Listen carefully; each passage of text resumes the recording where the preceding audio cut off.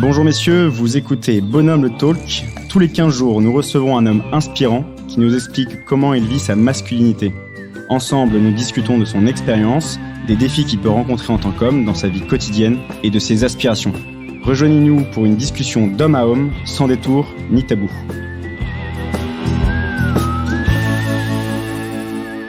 Et aujourd'hui, nous accueillons François Morinière. Bonjour François. Bonjour. Bienvenue dans le podcast Bonhomme le Talk. Merci de nous accorder de votre temps précieux. François Morinière, vous êt CEO du groupe La Bruyère et ce qui parlera peut-être plus à certains de nos auditeurs, vous êtes ancien directeur du groupe L'Équipe. On va pouvoir parler sport. Mais j'aurais pu juste reprendre votre bio Twitter pour vous présenter. Donc, je cite « Amoureux de sport, de vin, de musique, des paquebots, des trains, de Dieu, vert, île-dieu, ancien directeur de l'équipe et président de La Bruyère et les entretiens de Valpré. » Un vrai programme. Vert, je suppose que c'est pour Saint-Étienne. Mais c'est pas facile sur Twitter parce qu'on n'a pas beaucoup de lettres, alors il faut être efficace. Oui, je suis un supporter des Verts, donc un peu malheureux en ce moment, mais il y aura des jours meilleurs. Ça va revenir. Bon, bien sûr. Il y a Étienne le Green. Vert, c'est l'espoir. Voilà, exactement. Avec Étienne Green qui a fait de belles prestations. Voilà. Donc on est plein d'espoir. C'est important l'espoir. Vous avez 58 ans, vous êtes marié depuis 32 ans et père de 4 enfants. François, quel type d'homme êtes-vous et quel est votre parcours ? Bon, c'est une question qui est compliquée, donc je vais d'abord répondre à la deuxième partie, c'est le plus facile.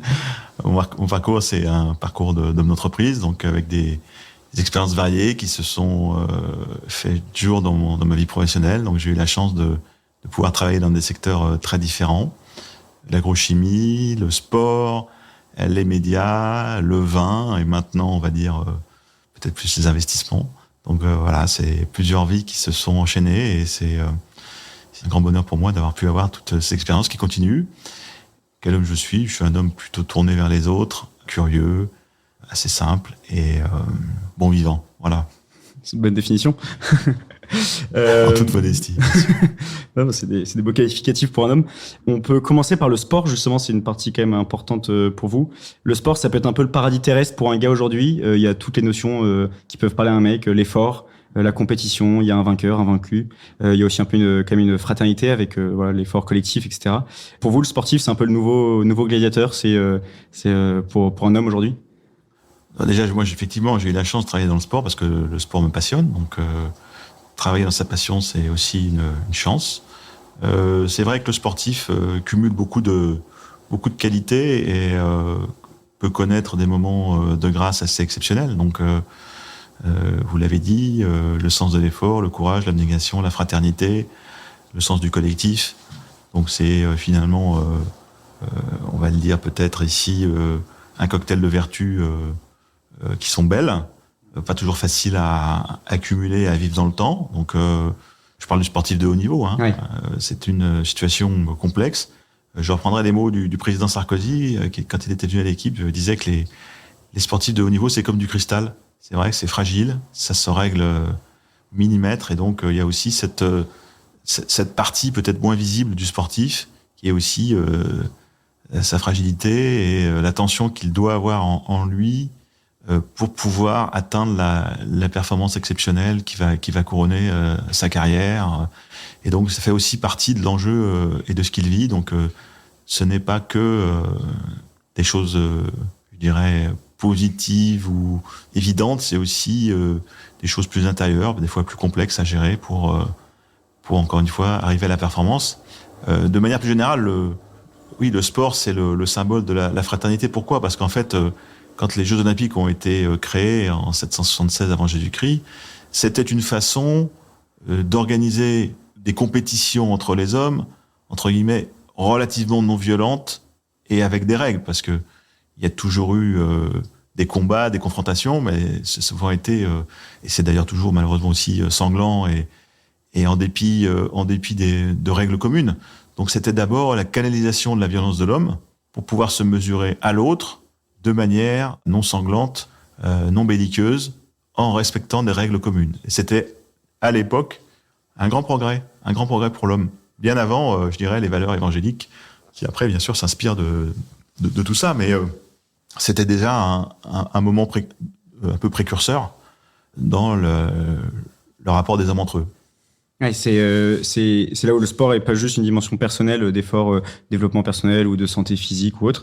C'est le sport, c'est être le meilleur. Donc, encore une fois, oui, le sport, élément de vie, c'est bien sûr un élément d'équilibre, de bonne santé, de respiration au sens propre comme au sens figuré. Donc ça fait partie bien sûr du bon bagage à avoir pour vivre le plus sereinement possible dans un monde complexe. Mais si on revient à la compétition, c'est gagner. Hein. Et donc pour gagner, il faut organiser les choses de telle façon que la victoire puisse être déclarée en fonction des performances de chacun.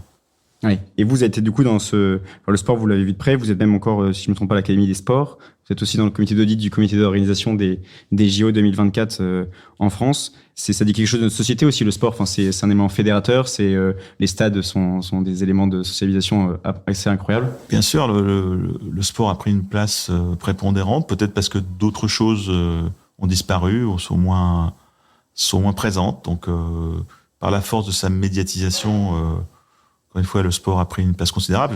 Je cite juste une anecdote. J'étais touché de voir, par exemple, vous avez des images qui ont été filmées je crois, à Dhaka, au Bangladesh, pendant le match, je crois, de l'Argentine contre le Mexique. Un match de poule, et Messi marque un très beau but, et on voit la foule à Dhaka qui saute une liesse pas possible. Parce que c'est Messi, c'est une star mondiale et il communie avec ça. Or, aucun autre pays n'était. Voilà, ouais. Et l'équipe du Bangladesh de football, elle est très très loin dans le classement, ouais. Mais pourtant, les gens étaient mobilisés pour cette Coupe du Monde, donc ça montre bien l'universalité du sport, une place prépondérante, une place aussi parfois déroutante, parfois même gênante, parce que c'est l'objet de conflits, de violences. Là aussi, on retrouve la violence de l'homme qui prend le dessus. Donc là, il y a encore pas mal d'endroits où les stades sont extrêmement dangereux, l'objet de provocations racistes. Donc tout n'est pas non plus très rose. Mais c'est vrai que le sport est quand même devenu un moment de communion, de rapprochement des personnes. On voit que voilà, quand l'équipe de France joue, soit le football, le rugby, quand un athlète français gagne, l'équipe de basket gagne, les gens se réjouissent ensemble et toutes les barrières tombent.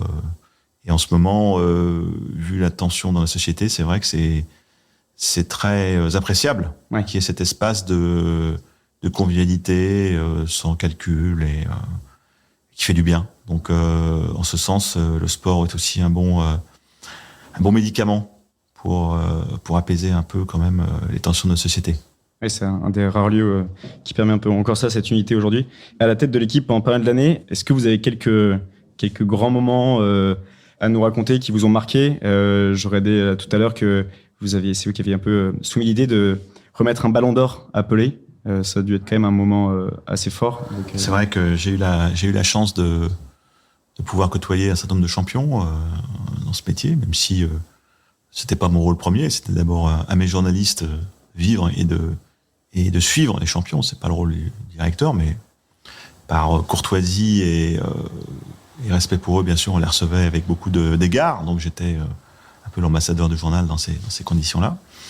Donc j'ai vu défiler beaucoup de grands sportifs. C'est vrai que vous parlez de ce ballon d'or. C'était une jolie initiative que l'on a prise avant la Coupe du Monde au Brésil qui a eu lieu donc à l'été 2014. Et on s'est dit, quand même, le symbole du football brésilien, voire mondial, c'est Pelé. Et il se trouve que à l'époque où Pelé jouait, le ballon d'or n'était décerné qu'à des joueurs européens. Oui. C'était un projet qui avait été construit un peu dans la lignée de la Coupe d'Europe de football pour créer de la fraternité en Europe après la guerre. Et donc, le ballon d'or était un joueur européen. Et donc, il a été européen jusqu'en 1995, date à laquelle Georges Weah, qui était libérien, a remporté le ballon d'or. Mais donc, Pelé n'a jamais pu avoir le ballon d'or. Et donc, pour réparer un peu cet oubli de l'histoire, j'ai proposé qu'on lui remette. C'était une action conjointe avec la FIFA. Et donc, on a remis ce ballon d'or d'honneur à Pelé, qui a été extrêmement ému, extrêmement heureux, parce qu'il nous a dit, c'est vraiment le trophée que j'aurais jamais pensé avoir. C'était fini. Et de le voir dans mes mains, c'est pour moi un magnifique couronnement, parce que je pense que voilà, j'en aurais eu plusieurs probablement si le prix avait été mondial. Je n'ai pas eu. Vous réparez cet oubli de l'histoire, et il avait été très très très heureux de le recevoir. Et c'est un moment incroyable. C'est vrai, quand on voit les images aujourd'hui, c'est touchant. Oui.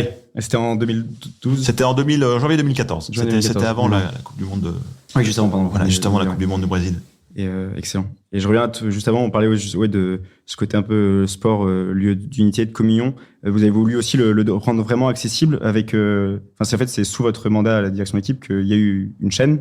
Oui, tout à fait. La chaîne d'équipe, on regarde sur la 21. C'est vrai parce que l'équipe est un journal qui existe depuis 1903, donc c'est une vieille dame institutionnelle, on va dire, et qui a un rôle clé. Mais c'est vrai que l'évolution des 20 dernières années dans les médias a amené des bouleversements très profonds et l'image a pris une place de plus en plus forte, considérable, et que donc quand il a été question de savoir si nous pouvions développer une chaîne gratuite de sport donc accessible à tous, ça nous a semblé être évident et clairement dans l'ADN de l'équipe qui a toujours été un média pour faire comprendre et aimer le sport au plus grand nombre. Donc nous avions à l'époque une chaîne de télévision payante qui était distribuée par Canal+, et donc assez peu visible et dans un modèle économique qui était très compliqué. Et donc en 2010, le CSA a décidé d'ouvrir 6 fréquences supplémentaires donc à des nouvelles chaînes. Et donc on a concouru pour obtenir une fréquence qu'on a obtenue. Et donc ce qui est maintenant la chaîne L'Équipe a été lancée le 12 décembre 2012. Et donc est toujours la seule et première chaîne gratuite de sport en France. Elle a creusé son sillon. Aujourd'hui, elle est bien inscrite dans le PAF. Tous ceux qui ont contribué au moment où j'étais là, mais surtout après, à sa croissance, ont fait un excellent travail. Et donc, grâce à ce travail collectif de plus de 10 ans, eh bien, aujourd'hui, la chaîne est regardée, elle est appréciée, et voilà, elle permet à beaucoup de voir du sport, bien sûr, les grands sports, mais pas que. Oui. C'était aussi le principe d'avoir une chaîne qui couvre tous les sports, ce qui est aussi l'ADN de l'équipe. L'équipe n'est pas uniquement un journal de football, et donc on peut y voir, au-delà du football, bien sûr, plein de sports, du biathlon, de l'athlétisme, du basket, de la moto, du cyclisme, enfin bref. Aujourd'hui, je trouve que l'ADN de la chaîne est pleinement cohérente avec ce qu'a toujours été et ce qu'est l'équipe. Donc une chaîne télé et comme vous dites, un journal papier depuis 1903, donc 120 ans. Les unes de l'équipe font souvent parler d'elle. Enfin, elles marquent à chaque fois. Ça va être un moment assez important de ce choix des unes. On se souvient encore de toutes les unes après les grandes finales où je revoyais encore. C'était une finale qui m'avait marqué. J'étais pas très grand à l'époque, mais la finale de 2011 contre les All Blacks au rugby très belle, en Nouvelle-Zélande. Très belle. Debout. Exactement. C'était debout avec mon bon ami Thierry du Sautoir qui marchait la tête haute dans le stade après cette défaite 8-7.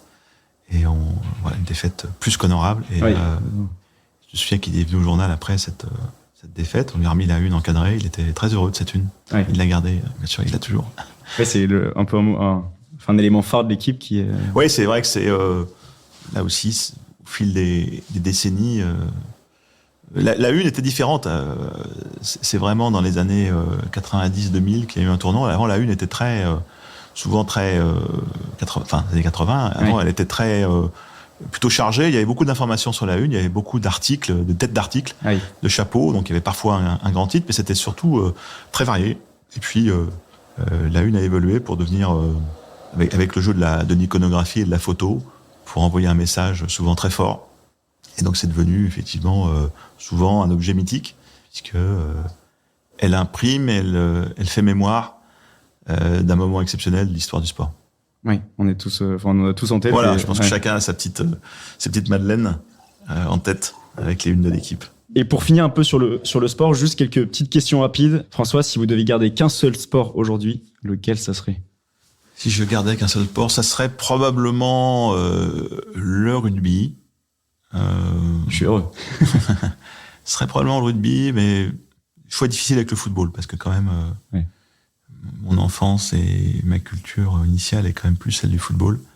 Mais c'est vrai que je suis aussi assez touché par le rugby, donc par sa dimension collective. Parce que justement, quand on refait le lien avec ce qu'on disait au départ, le rugby est un sport de combat, avant tout. Et donc organiser un sport de combat à 15 suivant des règles sans que ça dégénère, c'est quand même un peu un tour de magie, parce que un des progrès de l'humanité. Voilà, on peut dire ça. Il fallait bien être anglais pour faire ça. Il fallait bien l'éducation anglaise, le flegme anglais pour essayer de faire ce tour de force. Et d'ailleurs, c'est pas étonnant que même aujourd'hui les nations d'origine anglo-saxonne dominent ce sport, parce que je pense qu'ils ont un rapport au sport qui est un peu différent. Voilà, donc c'est le sport de combat par excellence. Jouer à 15 contre 15 dans des règles extrêmement compliquées, Donc il faut être relativement intelligent pour les comprendre, et même le grand public parfois s'y perd. Ouais. Et voilà, c'est un sport où l'abnégation collective est un principe très fondateur. Donc j'y trouve beaucoup de belles choses. Après, voilà, il a ses difficultés. Je fais exprès de mettre pas loin de football et de repousser un peu la tarte à la crème des valeurs du rugby, parce que tout nous explique que les spectateurs au rugby sont beaucoup plus gentils, sont mieux élevés, que les valeurs c'est formidable. Bon, tout n'est pas rose dans le rugby. Non. Et surtout, le rugby s'adresse à une catégorie de public, de joueurs qui sont différentes et plus restreintes que celle du football, alors que le football est un sport universel et que donc le football éclaire et intéresse toute la planète. Et donc comme il est le sport référence par définition, il est l'exact reflet de la beauté et des tares de notre monde. Et donc il est beaucoup plus exposé. Toutes les difficultés du monde. Le rugby, c'est un sport qui est beaucoup plus confidentiel. C'est en gros 8 équipes, dont 4 se situent de l'autre côté de la Manche, qui jouent entre elles. Le football, c'est des dizaines de pays qui jouent, et des centaines et des milliards de joueurs, donc y compris avec des canettes dans un bidonville. Donc on peut pas comparer, si vous voulez, les valeurs et les principes des jeux. Voilà, donc je mets ça un petit peu en perspective. Mais non, c'est intéressant. Une fois que j'ai dit ça, voilà. J'ai une sympathie pour le rugby, mais j'adore aussi le football. Oui. Et c'est vrai que le foot sort un peu du cadre du sport, en fait. Voilà, ce côté, exactement. Il est beaucoup plus simple à jouer, donc universel. Parce qu'au football, il n'y a que 2 règles. On n'a pas le droit de jouer avec la main, et on a la règle du hors-jeu. Oui. Le reste, après, c'est des akouskis, mais il n'y a que 2 règles fondamentales. Au rugby, il y en a des dizaines. Donc, voilà. Toujours, Donc le football a ce côté absolument universel. Et donc des sports collectifs, le sport c'est un peu un lieu aussi de fraternité d'armes, on pourrait dire, un peu des gars qui jouent ensemble pendant des années. Bien sûr, il y a quand on rencontre les sportifs, quand on les faisait venir à l'équipe, en rappelant le passé, les équipes qui avaient gagné à 10, 20, 30 ans, 40 ans, on peut voir parfois le lien qu'il existe entre ces joueurs qui est incroyable. Même s'ils se voient peut-être moins souvent, ils sont effectivement comme des frères, donc c'est assez touchant. Je lisais toujours pas mal de papiers sur l'équipe de France de rugby, puisqu'on se prépare à la Coupe du Monde en septembre prochain dans notre pays, et pas mal de joueurs disaient il y a vraiment des liens d'amitié dans l'équipe qui sont forts, et ça se sent, et je pense que c'est pas des mots vains, vous savez. Bon, après toujours les tartes à la crème des poncifs de l'équipe vit bien, il y a une bonne ambiance. Bon, c'est souvent des mots un peu factices pour faire plaisir aux sponsors et éviter de parler des sujets qui dérangent. On sent là dans cette équipe qu'il y a effectivement des liens profonds d'amitié, de respect, de fraternité, et qui font que dans ce combat, cet effort parfois surhumain qu'ils ont à mener, eh bien ils se lâchent pas les uns les autres, et c'est quand même la clé de la victoire en rugby. C'est quand même ça qui est au-delà de tous les talents individuels qui sont formidables et qui font parfois la différence. Parfois, les talents individuels ne peuvent pas s'exprimer parce que c'est pas le bon jour, parce que les défenses sont très hostiles. Et il faut savoir se serrer les coudes. Je pense à ce match à Cardiff l'année dernière, où l'équipe de France a gagné de justesse. Après une deuxième mi-temps, je crois, on a marqué quasiment aucun point, et il a fallu défendre pendant 40 minutes. Bon, c'était un match de l'ombre, un match de charbonnier, mais c'est aussi le match qui fait le grand chelem. Donc, ce n'est pas que les grandes envolées, c'est aussi des matchs comme ça. Et je pense qu'il est évidemment... c'est un match repère pour l'équipe par rapport à cette adversité qu'ils ont eu à vaincre à l'extérieur, au Pays de Galles. C'est vrai que si on a une équipe de France de rugby qui fait rêver, je dois au collège dans les années un peu noires de l'équipe de France, où on a l'impression qu'on n'avançait pas, qu'on jouait pas vite, etc. Et là, c'est vrai qu'on a... C'est limite trop, on n'était pas prêt à autant de réussite. Mais faut mieux ça que l'inverse. Exactement, on va pas bouder de plaisir. Si vous étiez un sport individuel, quel sport seriez-vous ? Alors, sport individuel, je trouve que pour moi, le sport le plus beau, c'est quand même l'athlétisme, dans toutes ses facettes. Je trouve l'esthétisme qui est combiné en même temps à la performance. Donc, pour moi, c'est un sport, des sports, puisque c'est des épreuves différentes, en général, quand même magnifiques. Avec pour moi, la complétude, ce qui est le décathlon. Puisque là, il s'agit d'être vraiment un dieu du stade. Puisqu'il faut vaincre 10 épreuves toutes différentes, avec des niveaux très élevés. Et puis, j'aime l'athlétisme, j'aime beaucoup aussi le judo, Peut-être parce que j'ai pu côtoyer des champions que j'aime beaucoup, comme David Douillet et puis Teddy Riner. Donc c'est vrai que c'est des garçons qui sont tout à fait exceptionnels. Sport évidemment dur, mais qui demande une concentration, une force nerveuse incroyable. Donc ça, c'est très beau.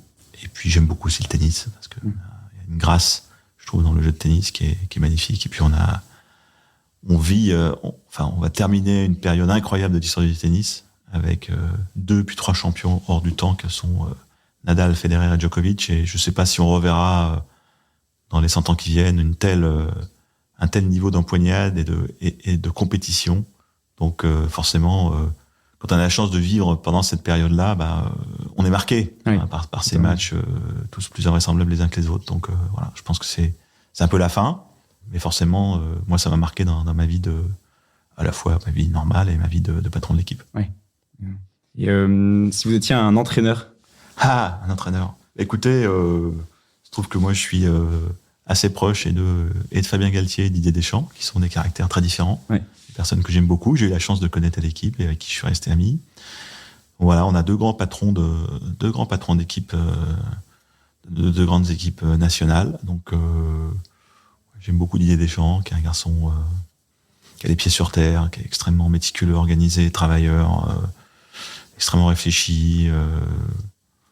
Je trouve bien dans sa peau, qui, dans ce monde un peu parfois extravagant et fou du football, lui reste les pieds sur terre. J'aime beaucoup son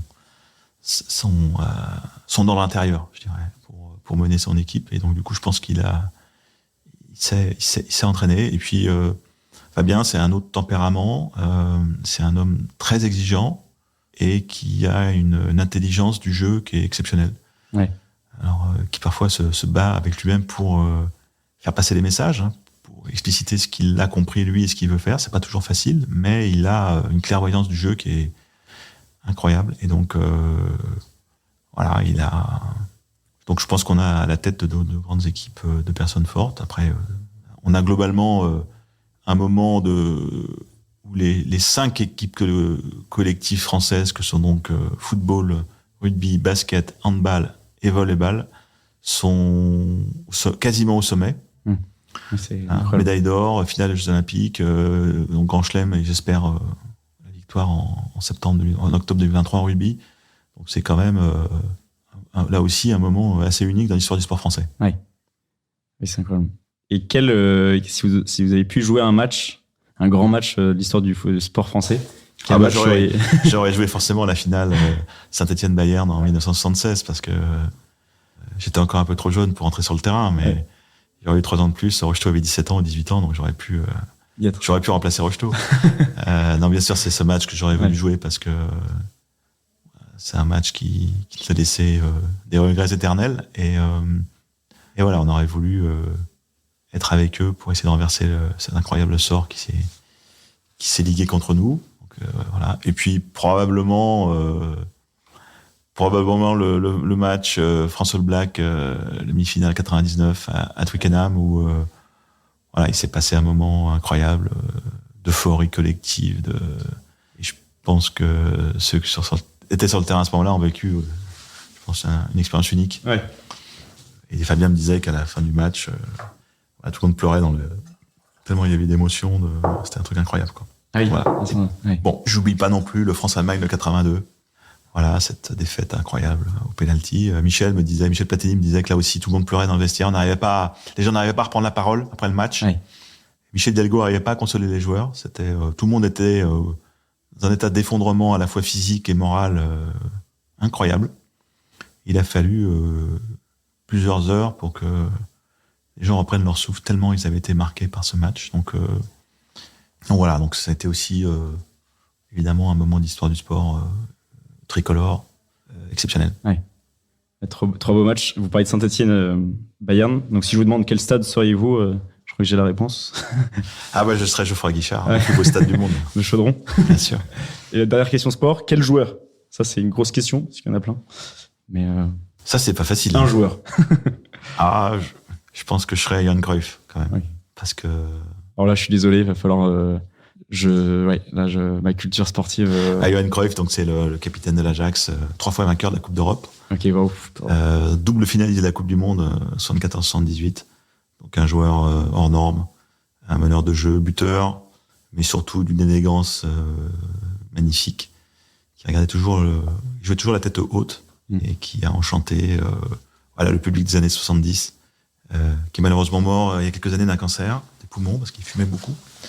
Voilà, ça a été un joueur certainement qui combinait l'efficacité et l'élégance comme rarement des joueurs l'ont fait dans l'histoire du football. Oui. Merci beaucoup pour ces réponses sport. Et donc je vois que ma culture est encore assez limitée en foot. Autre partie de votre vie, une partie importante, vous êtes dirigeant d'entreprise. C'est une autre facette pour un homme. La réussite professionnelle peut être aussi quelque chose qui touche de près le cœur de l'homme, où on peut s'y épanouir, et aussi le fait d'être un leader. Comment vous vivez-vous ce côté dirigeant, être meneur d'hommes? C'est plus des droits, plus des devoirs, cette responsabilité que vous avez. Est-ce que vous avez vous y prenez votre dose de risque, de challenge, d'adrénaline, mais aussi de stress, de peur, les défis un peu qui touchent aux tripes? C'est un rôle qu'on finit jamais de construire, donc c'est un rôle en mouvement qui est forcément différent par rapport à il y a 20 ans quand j'ai eu la chance de commencer à diriger une entreprise. Donc forcément des modes opératoires différents, des énergies différentes et surtout des contextes différents et des hommes différents. Donc je pense que la première capacité d'un dirigeant, c'est de comprendre les organisations qu'il a à gérer, comprendre leurs forces, comprendre leurs faiblesses, comprendre ce qu'elles attendent pour adapter son rôle à ce que sont ses équipiers en fonction de l'objectif que les actionnaires lui ont donné. Donc ce sont des équations à chaque fois différentes. Et alors bien sûr, on peut dire de toute façon, vous êtes toujours le même. Oui et non. Aujourd'hui, je dirige pas du tout le groupe La Bruyère comme je dirigeais l'équipe, comme j'ai dirigé Giraudy. C'est 3 contextes totalement différents. Au final, les points de convergence ou transversaux, c'est effectivement l'enthousiasme.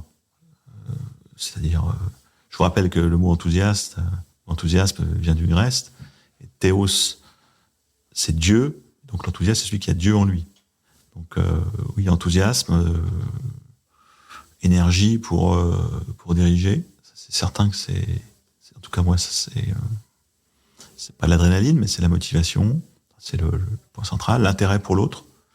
Je pense que aussi bien le client, le fournisseur, le salarié, les parties prenantes, toujours se dire qu'est-ce qu'on a à apprendre de l'autre, qu'est-ce qu'on va capter de l'autre pour définir son plan d'action. Ensuite, c'est donc la patte humaine, évidemment. Donc l'enthousiasme, la patte humaine, et puis après essayer d'avoir un peu de vista, c'est-à-dire voir un peu plus loin et anticiper le coup d'après. Donc arriver à sortir un peu la tête de l'eau, la tête de la mêlée, pour regarder un peu plus devant que les autres, pour voir comment le chemin va se dessiner et qu'est-ce qu'il faut qu'on anticipe. Et donc se projeter un peu plus vite que son organisation sur le futur. Il y a des métiers où c'est facile, il y a des métiers où c'est pas facile. Donc là aussi c'est très dépendant des secteurs, mais ce côté vista me paraît être important. Donc enthousiasme, intérêt pour la patte humaine et vista stratégique ou sens de l'anticipation. Ce sens de l'anticipation qui permet d'emmener avec soi vers un objectif, c'est aussi faire comprendre le sens un peu de l'entreprise, je vois une de vos interviews où vous parliez il faut réussir à faire comprendre le sens, pourquoi on fait ça. Et on peut avoir des générations là qui arrivent dans les entreprises sans trouver vraiment de sens au travail. C'est vrai. Et il faut être. C'est vrai que ce sujet, il a toujours été sur la table, et peut-être plus en filigrane ou de manière induite ou sous-entendue que de manière aussi explicite qu'aujourd'hui. Donc peut-être que dans la façon de diriger aujourd'hui par rapport à il y a 20 ou 30 ans, peut-être qu'on y passait moins de temps, on était peut-être moins pédagogique parce que on considérait que ça allait de soi et que les gens avaient qu'à lire la plaquette et puis ils avaient compris à quoi servait l'entreprise. Alors je crois qu'aujourd'hui, c'est plus tout à fait ça. Donc effectivement, il faut expliquer pourquoi on fait les choses, où on va, à quel prix, dans quelles conditions. Je pense que les modalités d'action sont aussi importantes en termes de pédagogie, c'est-à-dire quel chemin on prend, comment on crée le respect des hommes ou des femmes dans l'entreprise, quel impact on va avoir sur le monde extérieur, évidemment, l'impact écologique, mais pas que. Donc voilà, c'est probablement un souhait de cohérence plus grande. Je dis pas qu'on n'en avait pas avant, mais probablement une exigence plus forte de cohérence et une explication plus claire de cette cohérence pour embarquer ceux qui bossent avec vous au quotidien. Donc voilà. Donc après, je pense qu'il y a beaucoup de métiers d'entreprise qui ont du sens. Il faut juste l'expliciter. Alors, bien sûr, quand on sauve des vies, c'est pas le même sens que quand on vend des pains au chocolat, mais n'empêche que on peut toujours trouver la bonne raison de faire les choses. Voilà. Donc, je pense que le temps, effectivement, a un peu plus de cohérence, plus d'exigence. Attention aux faux prétextes, on peut dire sur certains sujets greenwashing, etc. Parce qu'il faut pas non plus en faire trop, parce que ça devient factice et artificiel. Et je pense que les gens ne sont pas dupes. Mais c'est vrai que vous avez raison, la quête de sens dans le travail est vraiment à l'ordre du jour. Oui. Oui, ça, on a l'impression que dans les jeunes générations, ça se ressent pas mal. Et grand dirigeant d'entreprise et à côté de ça, marié, père de 4 enfants. L'équilibre, vie pro, vie perso, vie de famille, vie de dirigeant, c'est dur à trouver. C'est un équilibre permanent. On s'y fait à un moment.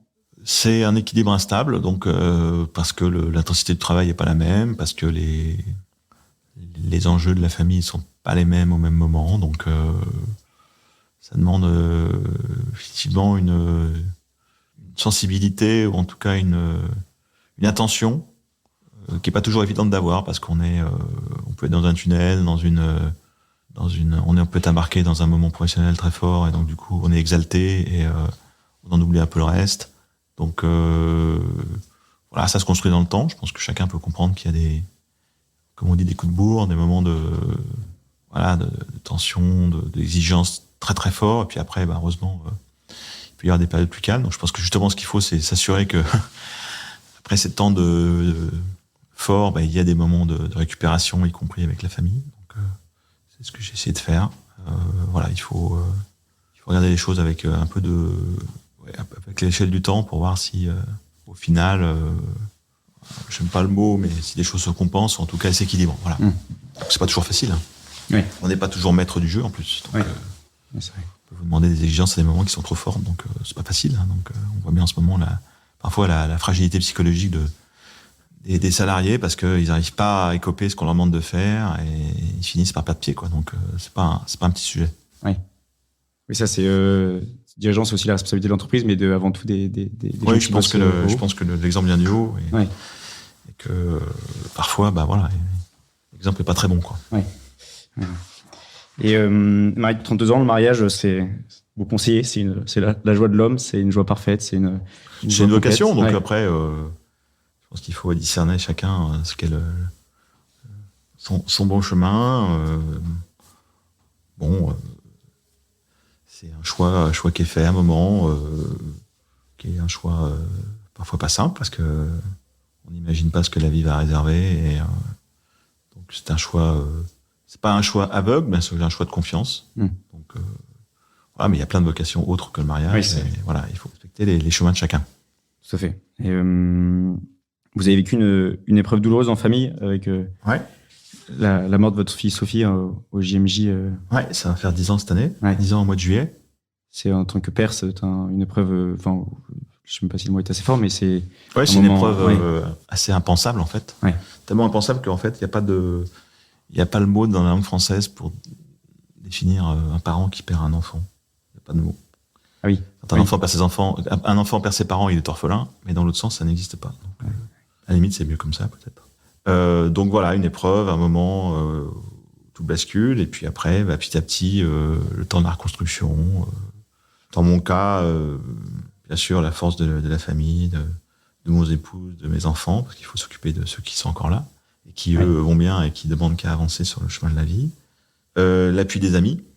Et je pense que face à ce genre de drame, la solitude est mortifère. Donc, la chance d'avoir autour de soi des gens pour vous aider, pour vous parler, pour vous remonter petit à petit le moral et vous donner envie de réavancer, c'est très important. Et puis après, voilà, pour ma part, la foi en Dieu qui fait que j'ai gardé ma confiance en Dieu, avec la certitude que Sophie était près de lui au ciel et que donc je la retrouverai un jour.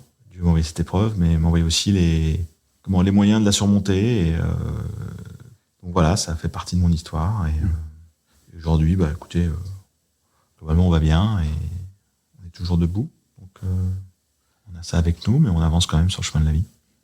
C'est un guide pour vous, Sophie? Ah, bien sûr, ouais, moi, je pense à elle. Je pense que je suis aussi... c'est un peu paradoxal parce que dans le domaine de la foi, on est plutôt... le rôle des parents, c'est plutôt de donner la foi à ses enfants, si on pense que c'est important. Oui. Et je pense que Sophie m'aide à faire grandir ma foi. Donc, c'est un retournement de paradigme que de se faire évangéliser par sa fille et d'amener à témoigner de l'amour de Dieu à cause de sa mort et de sa vie. Donc c'est vrai que cet événement qui s'est passé donc lors des JMJ, en amont des JMJ de Rio, a été assez médiatisé. Oui. Et du coup a fait l'objet de sollicitations diverses et variées, qui continuent d'ailleurs. La preuve en est, c'est que vous m'en parlez aujourd'hui. Et qu'on y répond, mon épouse et moi, soit ensemble, soit séparément. Et que donc, on continue de témoigner de cet événement, mais surtout de la foi de Sophie et des conséquences que ça a eu. Donc voilà, c'est aussi des fleurs ou des petits fruits qui viennent pourtant d'un drame. Voilà. Donc c'est tout le mystère de ma mort et le mystère de la vie à travers cet événement. Oui, mystère de la vie, c'est vraiment ça. Merci d'avoir accepté d'en parler simplement. Et pour finir un peu cette discussion avec vous, François, quelques questions qu'on aime bien poser à la fin de nos enregistrements. Est-ce que vous avez des exemples un peu d'hommes dans votre vie, décédés ou autres, mais qui ont pu façonner ou qui vous donnent un peu peut-être cette idée de ce que peut être un homme accompli? Je suis assez touché par la personne de Saint-Thomas-More. Oui. Donc j'ai une ambition d'homme politique, parce que je pense que c'est pas mon métier et j'en ai pas les capacités. Mais au-delà de son parcours politique, le courage, sa conscience, pour moi un témoignage très moderne, voilà, dans un monde difficile. Lui, c'est une bonne balise. Mon adolescence, c'était plutôt la génération du général de Gaulle. Et puis quelques patrons que j'ai eus dans mes entreprises qui sont morts depuis et qui m'ont beaucoup inspiré, m'ont aidé à grandir. Et c'est vrai que j'ai souvent choisi, c'était pas le seul critère, mais j'ai souvent choisi mes challenges professionnels en fonction aussi des dirigeants avec qui j'allais travailler. Parce que pour moi, c'était un peu clé. J'ai eu la chance de rencontrer des patrons très inspirants, charismatiques, et ils m'ont aidé à grandir. Voilà, donc c'est aussi des personnes importantes pour moi. Ça peut donner des idées à des jeunes pour choisir leur poste. Exactement. C'est important de savoir pour qui on travaille. C'est un beau pas conseil, simplement l'actionnaire, mais aussi le dirigeant. C'est un bon conseil. Je voulais vous demander si vous aviez un conseil à dire à un jeune de 20 ans, là, aujourd'hui. Accomplir ses rêves, faire ce qu'on a envie, pas s'occuper des soi-disant parcours obligés, des cases à cocher, etc.